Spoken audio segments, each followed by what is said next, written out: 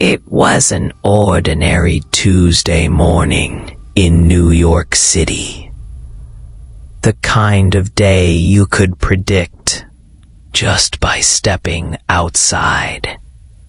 The streets were alive, filled with people rushing to work, taxis honking, and the usual hum of traffic. The city never slept, and it always felt like it was on the edge of something. People moved with purpose, their minds set on the grind of the day. Get to work, make money, and do it all over again the next day. But that Tuesday, something is different. A strange unease crept through the air, like a whisper. No one could quite hear, but everyone felt. The news was the first sign that something was off. It started small, just a few scattered reports of people collapsing on the streets. But as the morning went on, the stories grew stranger. They talked about a strange illness spreading rapidly, and how people were behaving in ways that weren't normal. No one could quite put their finger on it, but there was a sense that something was wrong. It was still just another headline.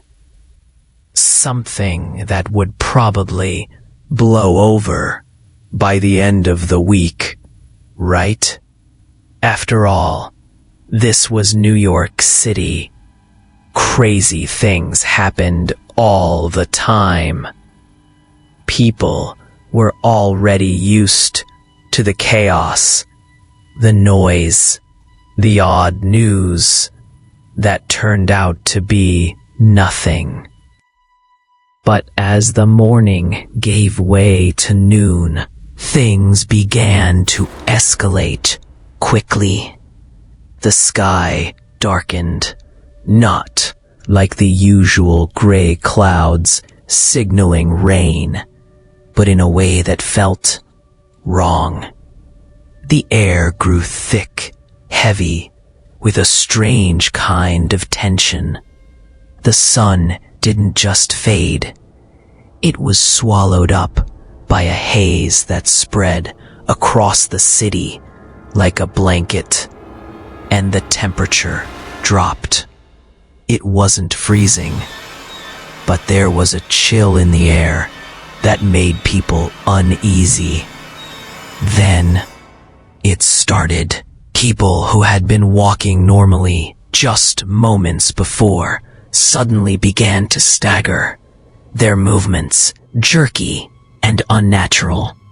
At first, it was just a few, but within minutes, it became clear that something was happening to everyone.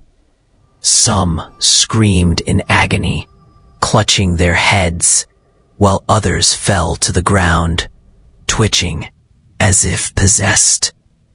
Panic spread like wildfire. Shouts filled the air, and it didn't take long before chaos erupted.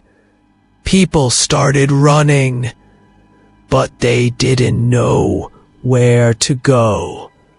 There was no safe place, no shelter.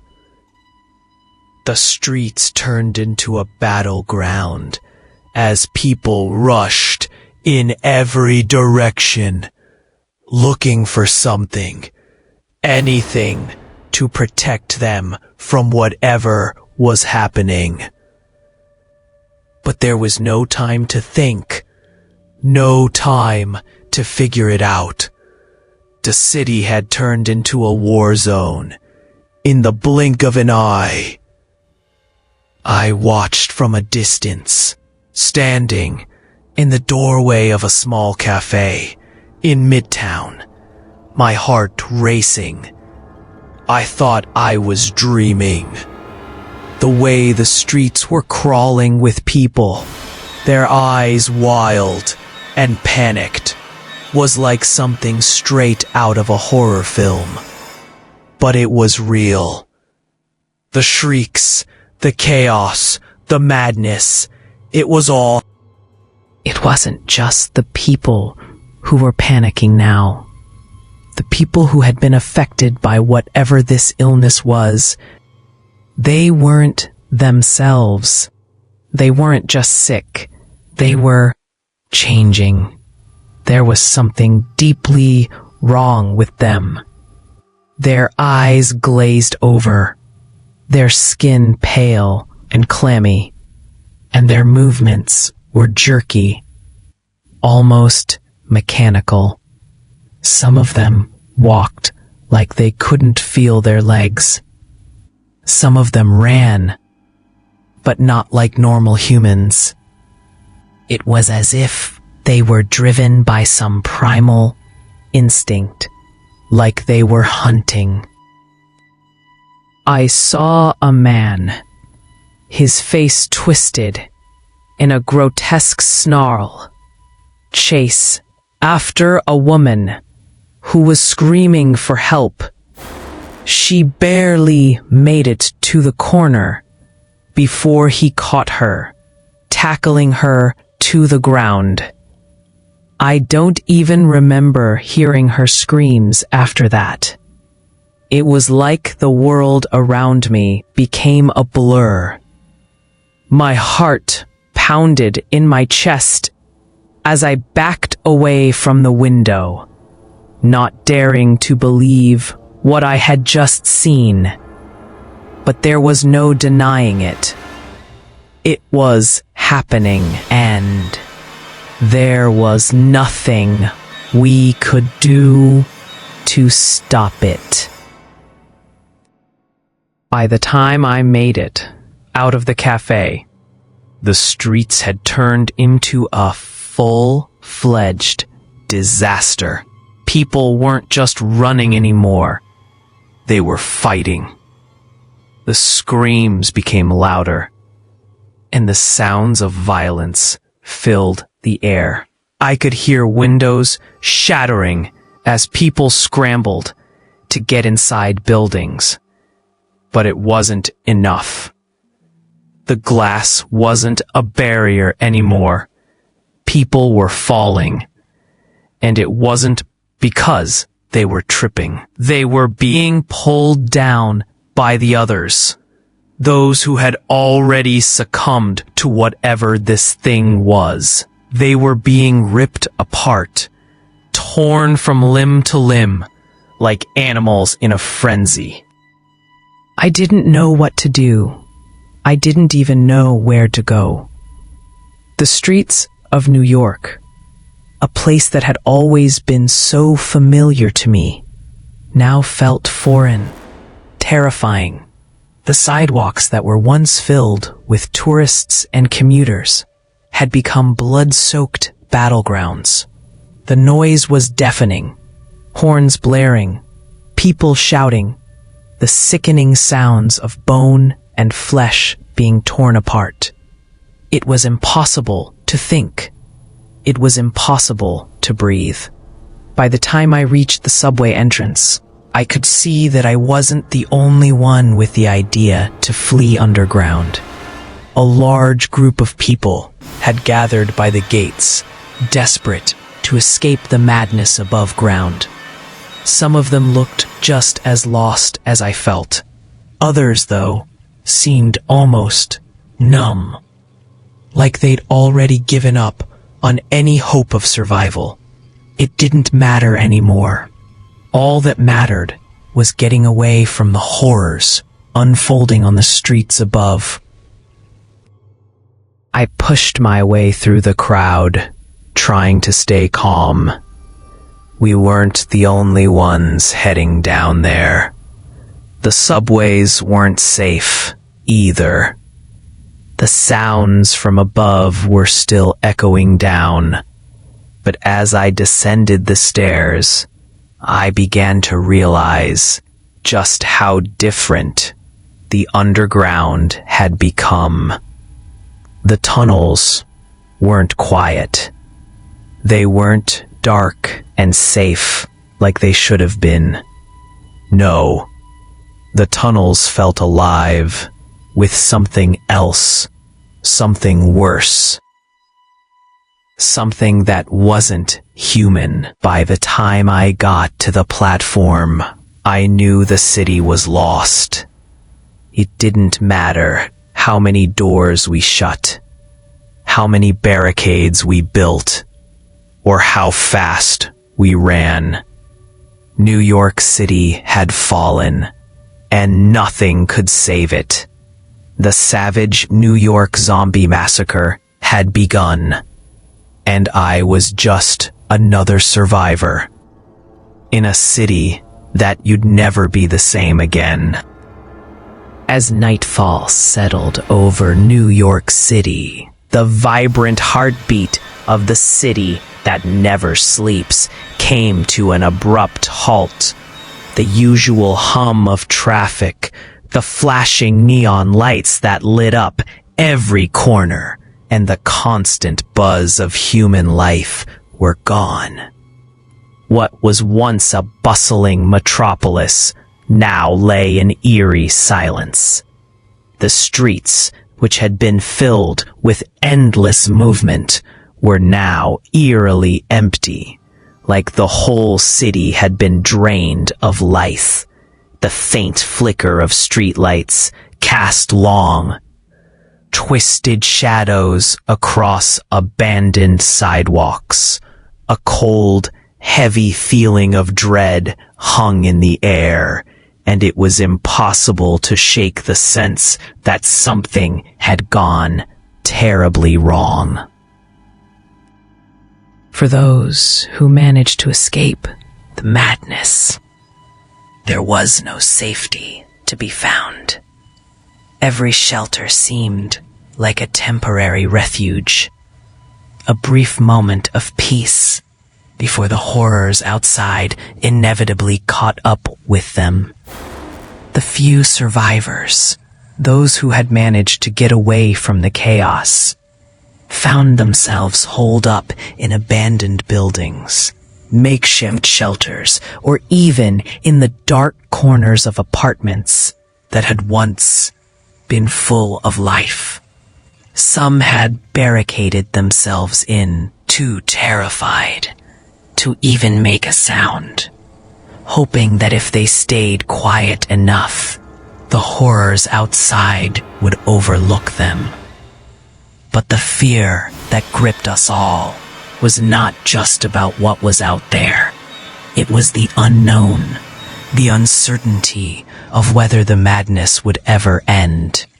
There was no way to know if we would make it through the night. The city had plunged into complete darkness, but it wasn't the typical city night blackness. There was no distant hum of power running through the lines. The lights were out everywhere, leaving the streets pitch black. Every once in a while, a flash of lightning lit up the sky, casting brief, jagged shadows across the cityscape. The absence of light, the absence of life, was overwhelming. It felt as though the world itself had turned its back on New York, as if the entire universe had decided it no longer wanted to be a part of this place. Communication had long since been cut off. Cell towers were down. The internet was gone, and news stations had gone silent. It felt as if the rest of the world had simply forgotten we existed. like New York had become a place left behind, abandoned to rot. I found myself holed up in an abandoned apartment building with a few strangers. We were an unlikely group. No one fit perfectly together, but in this hellish world, we didn't really have a choice. A nurse, a mechanic, a student, and me. A guy who had no special skills, but was determined to survive. The nurse had been the most helpful when things first started spiraling out of control. She had knowledge about basic first aid, and we all depended on her calm demeanor, hoping that she could give us some guidance. The mechanic was useful for his ability to fix things, even though, at that moment, it didn't feel like there was much left to fix. The student, he was just a kid, probably no older than 18, who had been caught in the wrong place at the wrong time. And me, I was just a guy trying to make it through. We didn't know what had happened or why things had turned so quickly. One moment, the four of us had no answers, no explanations, just fear and an overwhelming sense that whatever was happening to New York was beyond us. It was bigger than us, bigger than anyone could have ever imagined.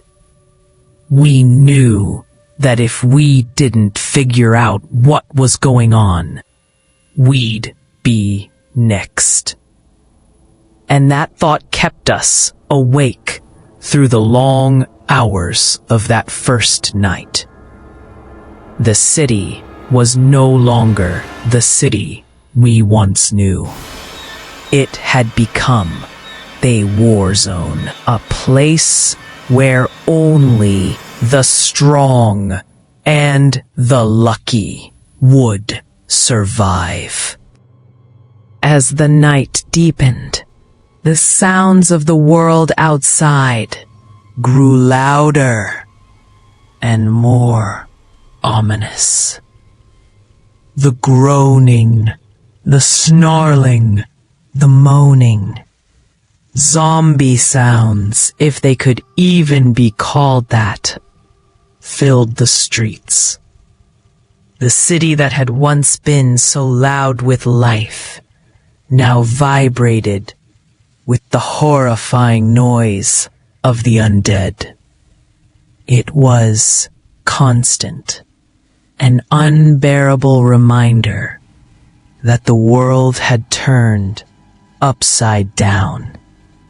The sounds came from every direction, from the buildings across the street, from the alleyways, from the dark corners of the city. The zombies were everywhere, hunting, searching, looking for their next victim. And we knew that sooner or later, they'd find us too. The building we had taken refuge in wasn't much better than the chaos outside. The walls were thin, the doors weak, and every creak of the building felt like a giant's footstep. Every time a door rattled, every time a window creaked, we jumped. We held our breath, hoping that the zombies wouldn't hear us, that they wouldn't come to us next.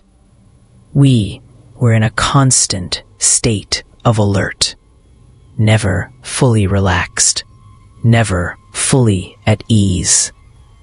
Our eyes were glued to the cracks in the walls, the gaps in the doors, the tiniest signs of movement.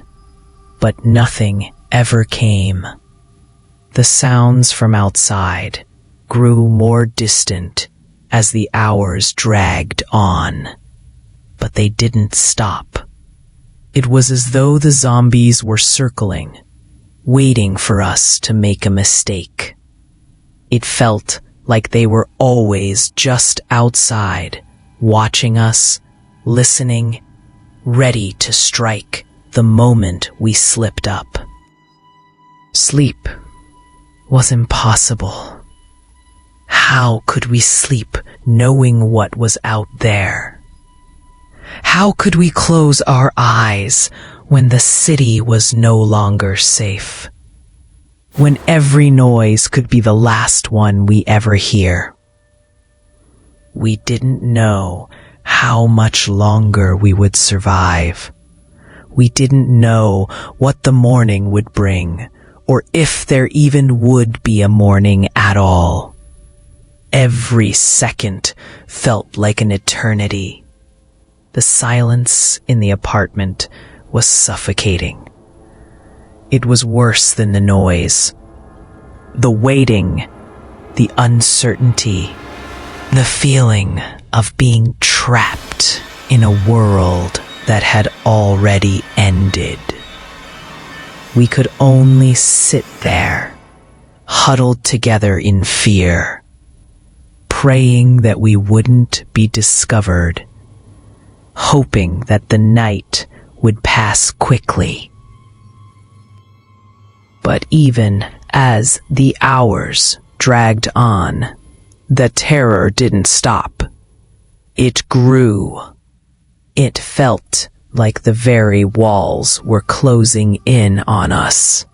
Each movement, each shift of the air, each crack of the floorboards made our hearts race.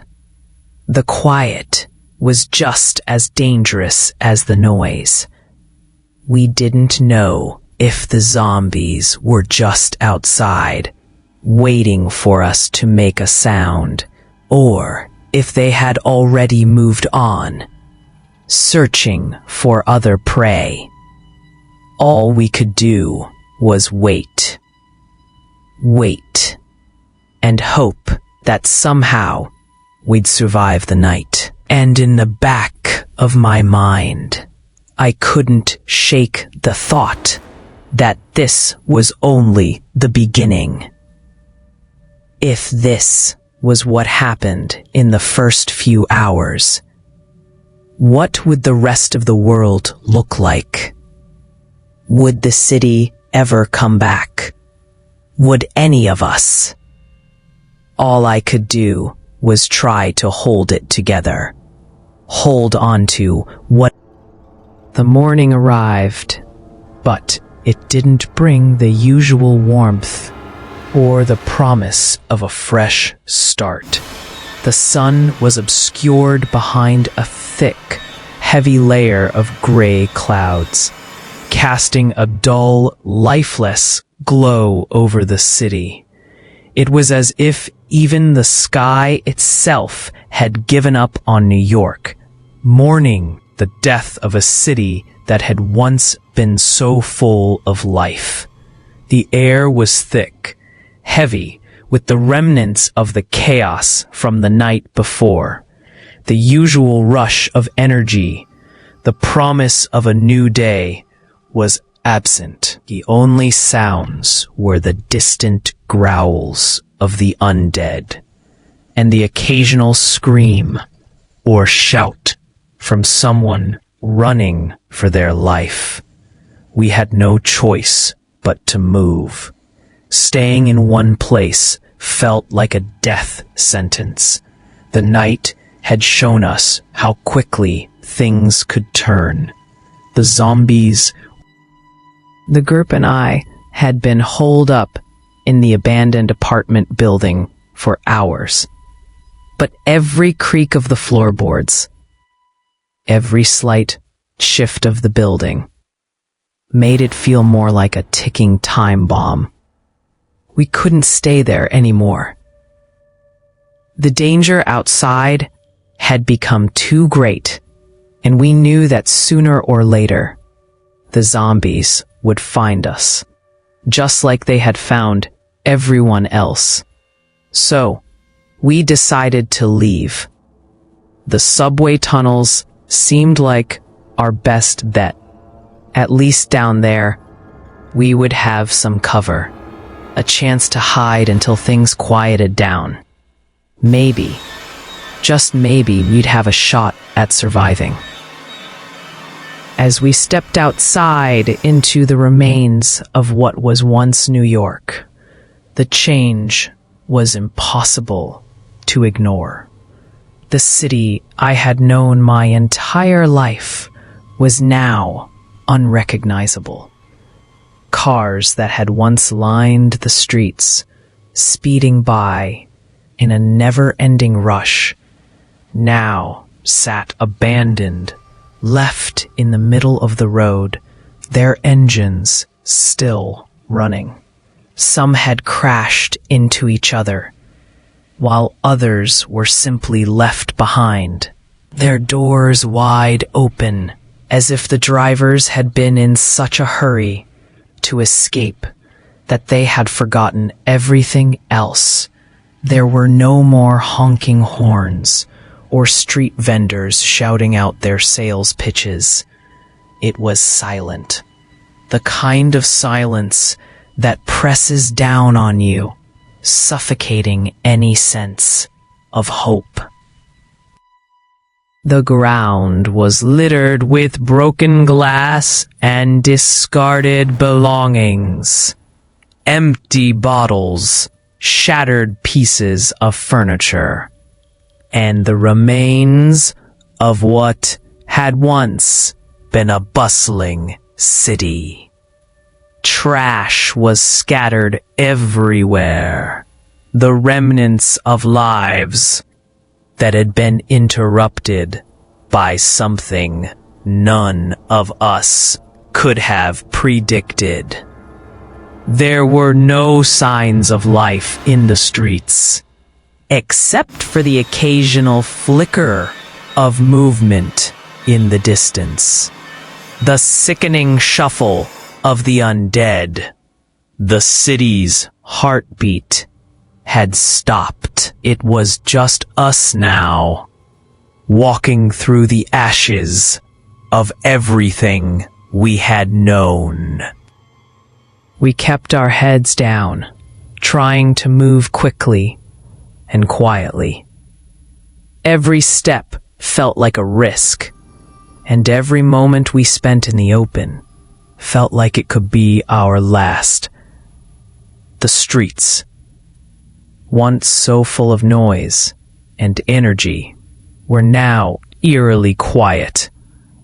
The only sounds, the occasional scream, or the terrifying growl of a zombie hunting its next victim. As we moved through the city, I could see the damage up close. Buildings that had once been proud and tall now stood as hollow shells, their windows shattered, their walls cracked. The ground was littered with the remains of the past, the broken pieces of a world that had already fallen apart. We passed through streets that were still smoldering from the fires that had raged overnight. The smell of smoke and decay was thick in the air, mixing with the foul stench of rotting flesh. There were bodies everywhere, some human, some not.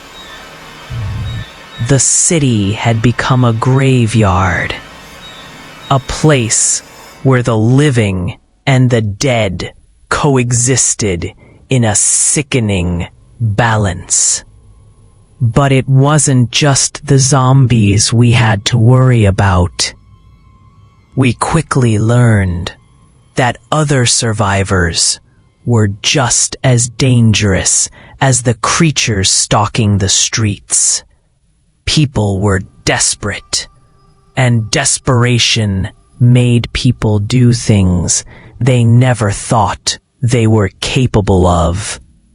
Hunger, fear, and panic had turned some of them into animals, willing to do anything to survive. They had no morals, no... I saw it happen right in front of me. A man, wild-eyed and frantic, lunging at another survivor. There were no words, no warning.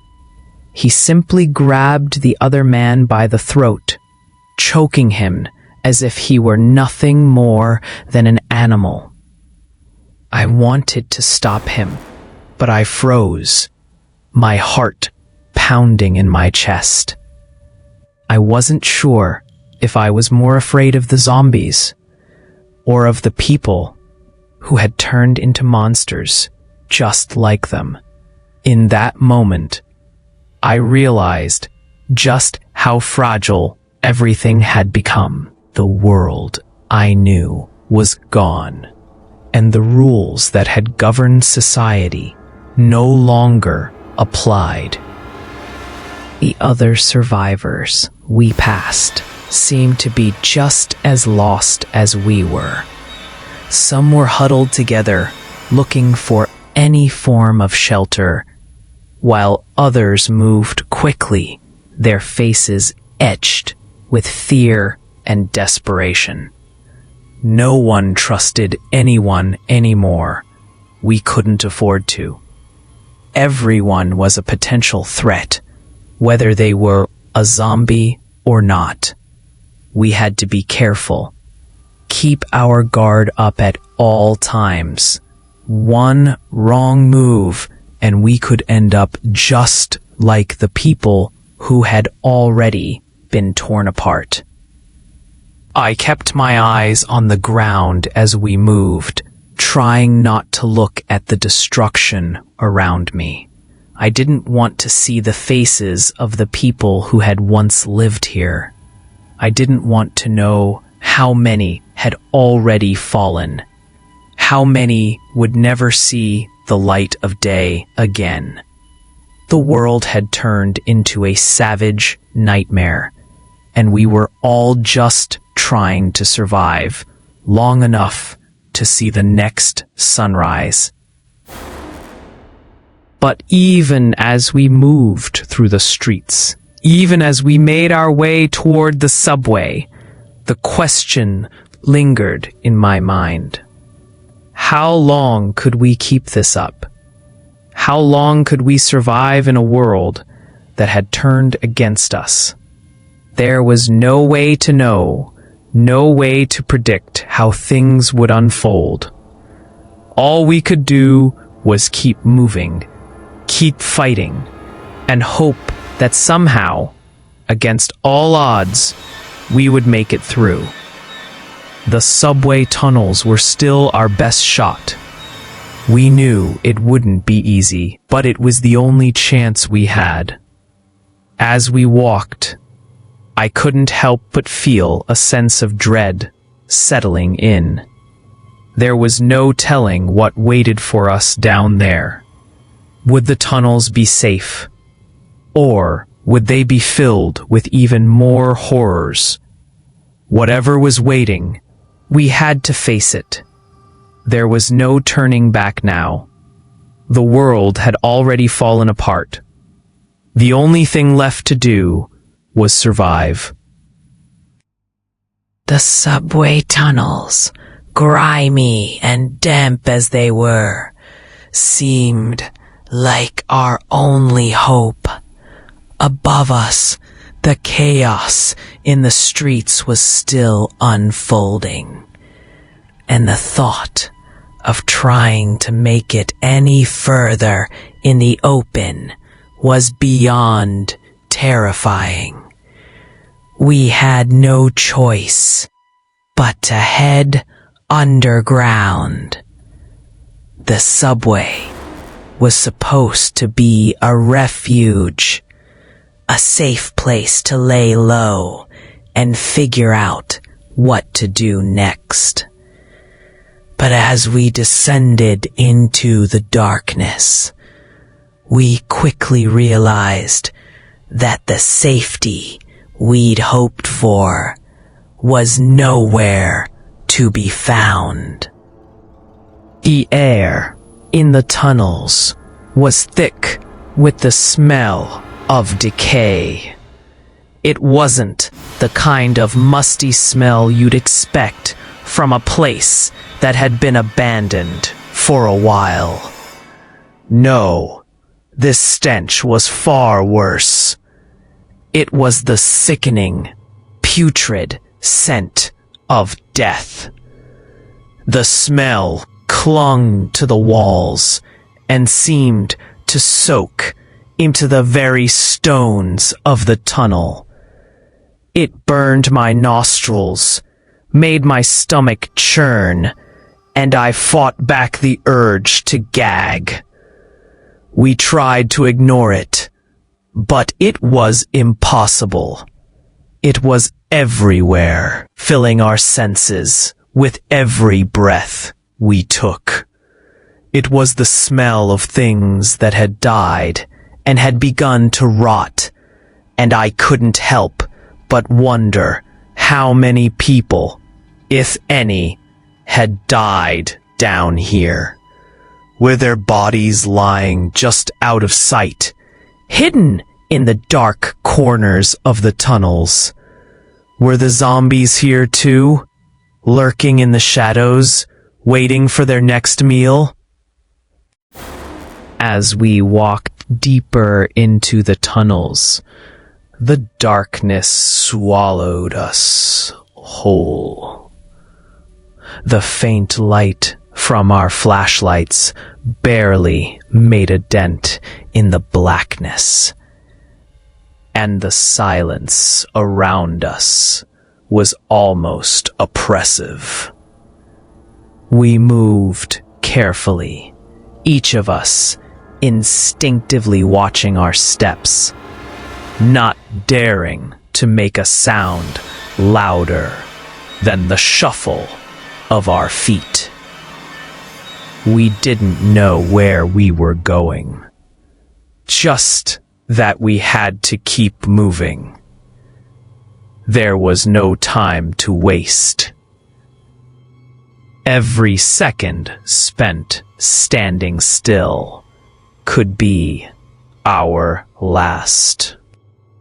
The further we went, the more disorienting it became. The tunnels twisted and turned, and there was no sign of life, no sign of anything familiar.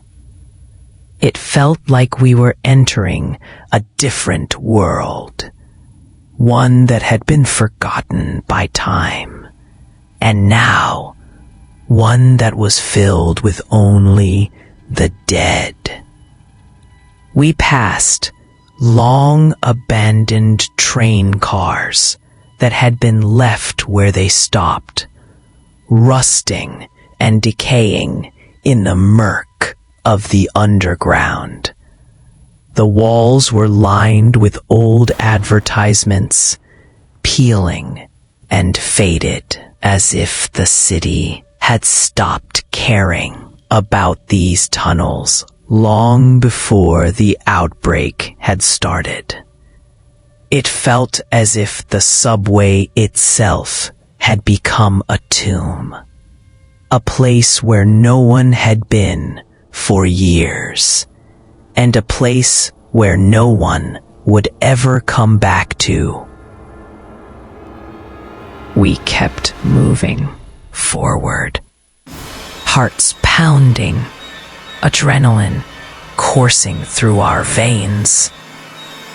I could feel the weight of the air pressing down on me, suffocating.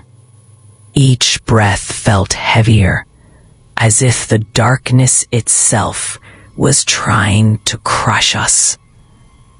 I tried to shake the feeling off, but it lingered, hanging over me like a storm cloud.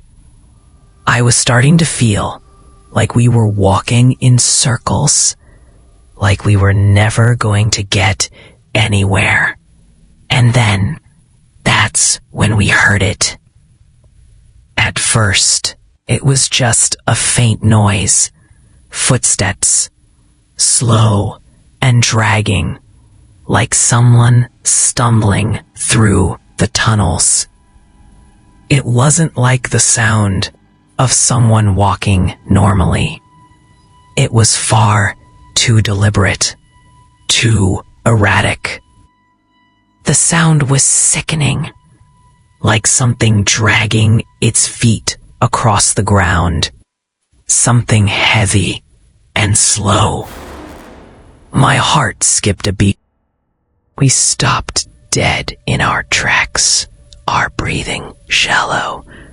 I could feel the blood rush to my head, the panic creeping up my spine.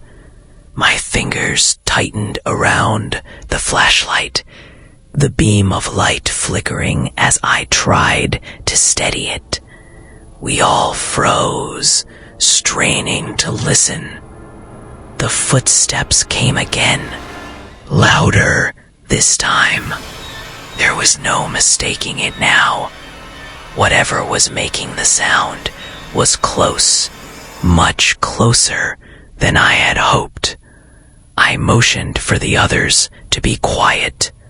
We instinctively huddled together, pressing ourselves against the cold, damp walls of the tunnel, trying to remain hidden. My heart thudded in my chest like a drum beat, and I had to force myself to keep breathing slowly, to stay calm. I felt the weight of everyone's fear pressing in on me. The footsteps grew louder, dragging closer. I could hear them clearly now, slow, deliberate, dragging, as though the thing making them was in no rush. The air around us seemed to grow thicker, heavier, as if it knew what was about to happen. We were trapped, cornered in a tunnel, with nowhere to run. And then, from the shadows, it appeared. It wasn't like the zombies we had seen above ground. This one was different. It was bigger, far bigger than anything we had encountered. Its skin was pale and blotchy, and the unmistakable stench of death hung around it like a fog. But what made it truly terrifying wasn't just its size. It was the way it moved, the unnatural, jerky way its limbs twisted and contorted, like it wasn't quite sure how to walk anymore. It was faster than I had imagined a zombie could be, and it moved with a purpose, as though it knew exactly what it was doing. It wasn't just hunting randomly. It was tracking us, sniffing the air, almost as if it was aware of our presence. It shuffled toward us, its eyes glazed over with that familiar, soulless emptiness. But there was something else in its stare. A hunger that didn't just want to consume. It wanted to destroy, to rip us apart, to feel the life drain from us. It was a predator, and we were its prey. We had no choice. There was no room to hide, no way to outrun it.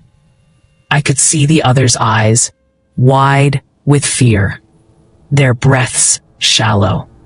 The mechanic was already pulling out a wrench, gripping it tightly in his hands, ready to fight. The nurse, on the other hand, was frozen, her face pale, her eyes locked on the creature. And the student, he was shaking, his knees barely holding him up. The creature came closer, its footsteps dragging like a death sentence. It was only a few feet away now, and I knew that if we didn't act fast, it would be too late. I didn't have a plan. There was no strategy, no perfect solution. We could only fight or die. I raised my flashlight, trying to use the beam of light to distract it, to make it focus on something other than us. But it wasn't enough. The creature ignored the light, its eyes narrowing as it honed in on the scent of our fear.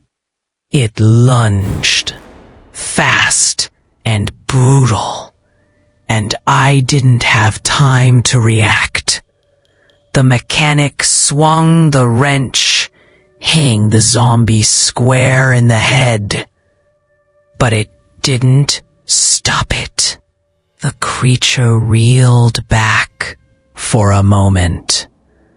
But then it came at us again. Angrier this time. It was the fight for survival now. We had thought the subway tunnels would be our refuge. A place to escape the madness above ground.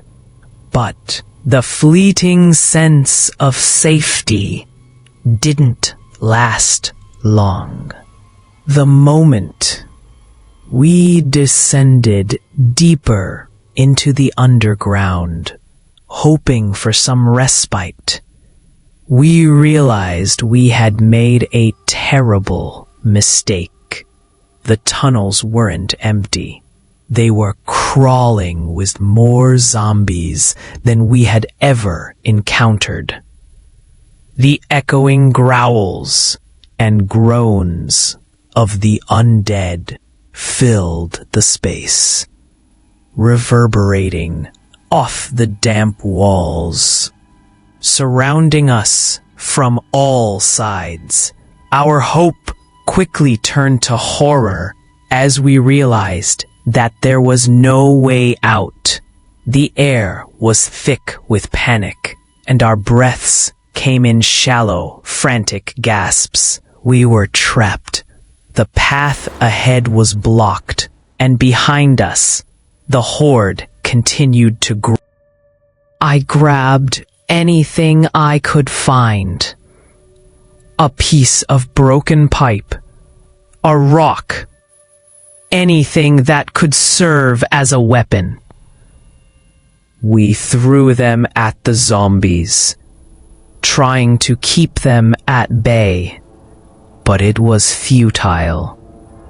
The more we fought, the more they came. No matter how hard we hit them, no matter how much we tried to push them back, there were always more. The relentless waves of the undead just kept coming. Each zombie that fell was quickly replaced by another. and it felt like the walls were closing in. The others fought with everything they had. The mechanic, usually calm and collected, was now frenzied, swinging his wrench with desperate force. The nurse, despite the panic in her eyes, was doing her best to help, throwing anything she could grab, trying to stop the zombies from overwhelming us. But it was clear to me that no matter how hard we tried, then came the screams, the sound of someone being dragged away, the shrill cry of terror, followed by the sickening sound of tearing flesh. I turned just in time to see the nurse go down. One of the zombies lunged at her, its teeth sinking into her arm, dragging her to the ground. She fought, kicking and screaming, but it was no use. Her body was soon surrounded by the ravenous creatures, and within moments, she was gone. I couldn't process what I had just seen. It happened too quickly. The nurse, the one person who had kept us grounded, was now a victim of this nightmare. I could feel the bile rising in my throat, but there was no time to grieve. We had to keep fighting, keep moving. The mechanic shouted at us to stay together, to keep moving, but it wasn't long before he too was overwhelmed. Another wave of zombies descended on him, tearing him apart as he struggled to fight them off. The wrench he had been wielding dropped to the ground, abandoned, as his body was consumed by the horde. I was frozen. My heart was pounding in my chest as I watched the mechanic's life slip away in the same horrifying manner. It was a nightmare, one I couldn't wake up from. I reached out to help, to pull him back, but I couldn't. It was too late. He was gone. And in that moment, it hit me. There was no way out of this. The world around us had crumbled, and now, so were we. I turned to look at the student, the only one left with me. His eyes were wide with terror, his breath coming in ragged gasps. His hands were shaking as he clutched a broken piece of glass, trying to fight off the zombies that were closing in on us. But it was clear he wasn't going to last much longer. We were out of time. The zombies were too many, and we were too few. The weight of the situation sank in like a stone. And I knew in my heart that survival wasn't an option anymore. The air was filled with the sounds of flesh being ripped apart, bones breaking, and the guttural growls of the undead as they tore through their victims. The stench of blood and decay was overwhelming, and it felt like the entire tunnel was suffocating us. I watched in horror as the last of the group fell. The student, his body torn apart before my eyes, was consumed by the zombie horde. There was nothing I could do. I was the last one standing. I stood there, frozen, unable to tear my eyes away from the chaos around me. The world had gone mad. The city that had once been a place of hope, energy, and dreams had become nothing more than a blood-soaked battlefield. I had seen the best of us, brave, strong, resourceful, fall to the merciless grip of the undead. And now, it was my turn. I didn't know how long I stood there, in shock, watching the horror unfold. But the realization hit me like a slap in the face. If I stayed there any longer, I would be next. I couldn't afford to wait around and die. I couldn't give up. My survival instincts kicked in.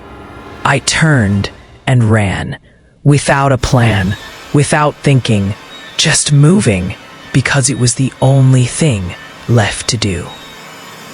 I didn't know where I was going. I didn't care. I just had to get out of that place. I ran blindly through the subway tunnels, the screams of the others echoing in my ears, the sounds of the zombies closing in behind me. I could feel my legs burning, my breath coming in ragged gasps, but I couldn't stop. I couldn't let myself stop, not until I was somewhere safe, somewhere where I didn't have to face the nightmare that had consumed New York. As I ran, I could hear the sound of footsteps behind me. They weren't my own. They were slower, heavier. The zombies were coming. They were still after me, hunting me down like prey. I ran faster, my heart pounding in my chest. I couldn't hear anything except the pounding of my own heart and the relentless growls of the undead. The blood on my hands, the screams of my friends, the sight of their bodies being torn apart. It was all becoming too much to bear, but I couldn't stop. I didn't know how far I ran or where I was going, but the only thing on my mind was survival. I couldn't let them get me. I couldn't let New York, this hellish city, claim another victim. But with every step I took, I felt the darkness closing in on me, the world around me becoming more and more suffocating. I was alone now, the last one standing, and I knew, deep down, that the nightmare wasn't over yet. It was only just beginning. The days seemed to bleed together, and I couldn't tell where one ended and the other began. It could have been days, maybe weeks. Time had lost all meaning in this nightmare. The city around me had become a hollow shell of itself, a graveyard where echoes of life once lived. The streets that were once teeming with people, alive with the sound of bustling traffic, the chatter of strangers, and the music of a city always awake, were now empty. All that remained were the wreckage of what once was.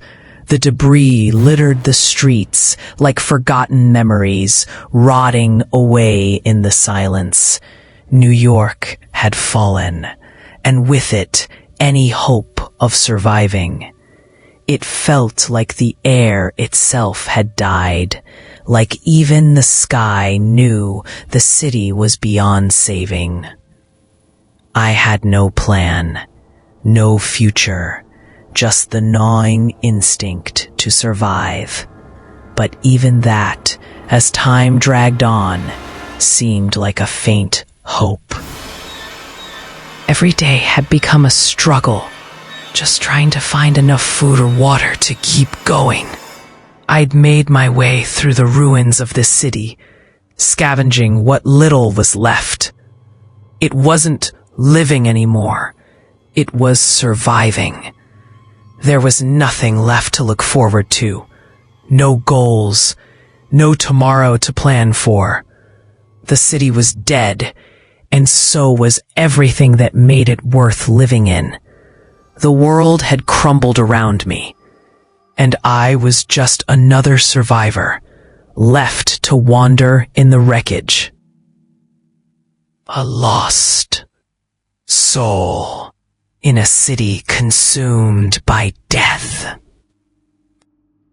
And then, one day I saw it.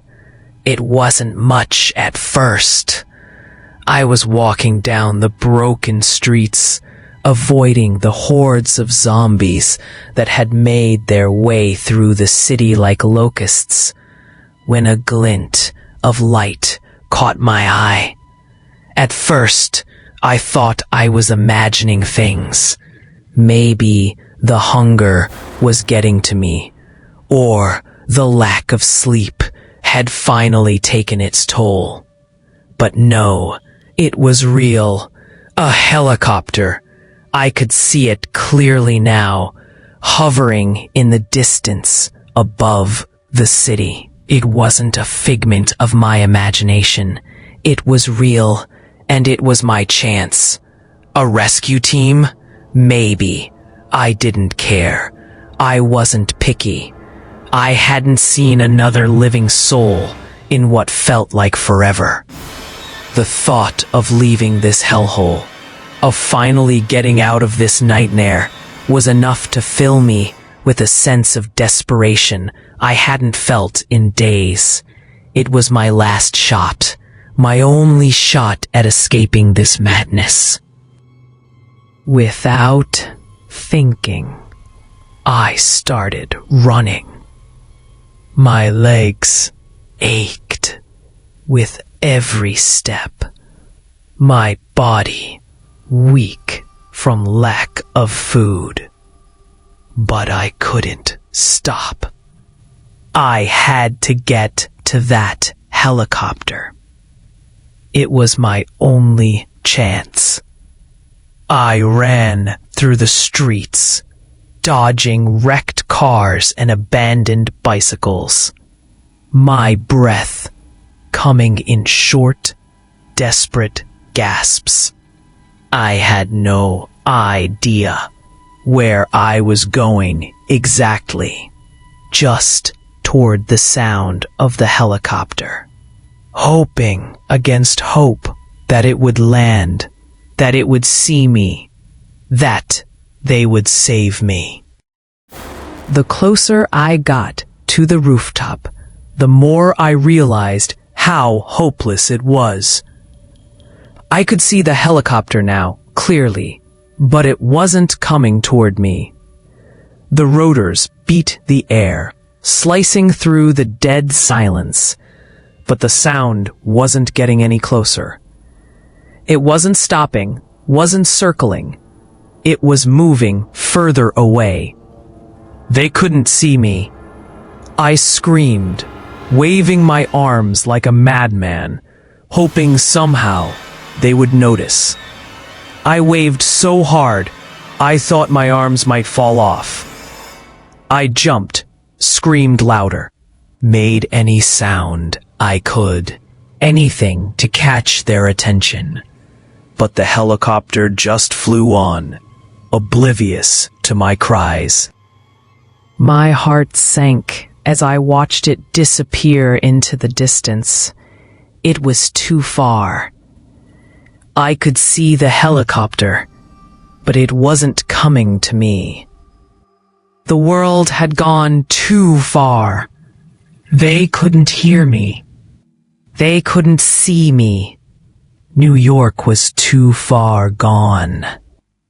I had thought it was my escape, my chance to survive, but it wasn't. It wasn't real. The hope I had clung to, the tiny shred of light in the overwhelming darkness, was just another illusion.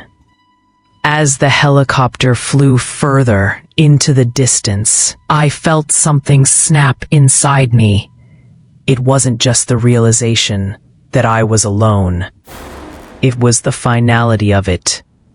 New York, the city I had known, was lost. The world outside, the one I once knew, was no more. There was no hope left. The savage zombie massacre had claimed it all. The world had turned its back on this place, and now it seemed like it had turned its back on me as well. I was left standing on that rooftop. I couldn't stay there. I knew that much. The rooftop, once a place of hope, of escape, was now just another trap. A place where I had witnessed the truth. There was no escape from the nightmare. The city had claimed everyone and everything, and I was just another lone survivor, left to wander in its wreckage. My legs shook as I looked around, taking in the desolation, the carnage, the death. The helicopters, the military, the people who might have saved us. They were gone. There was no one left. Just me, standing on that roof, with the endless nightmare surrounding me. I had thought that survival was possible. I had thought that there was hope, that maybe, just maybe, I could get out of here. But now, with nothing but the wind and the silence, I knew the truth. There was no hope, no escape. And then, as the sun dipped behind the remnants of the city's skyline, I understood. This wasn't just a story of survival anymore. It wasn't about escaping, about finding a way out. It was about endurance, about accepting the reality of the world we were left with. The zombies, the destruction, the death, it was all part of the new world. A world where survival wasn't guaranteed, where every breath could be your last. With the helicopter, a distant memory, fading into the horizon, I turned and walked away from the rooftop. I didn't know where I was going. Maybe I was walking toward the last remnants of hope. Or maybe I was just walking, trying to hold on to something, anything that made sense. But in my heart, I knew the truth. New York was lost.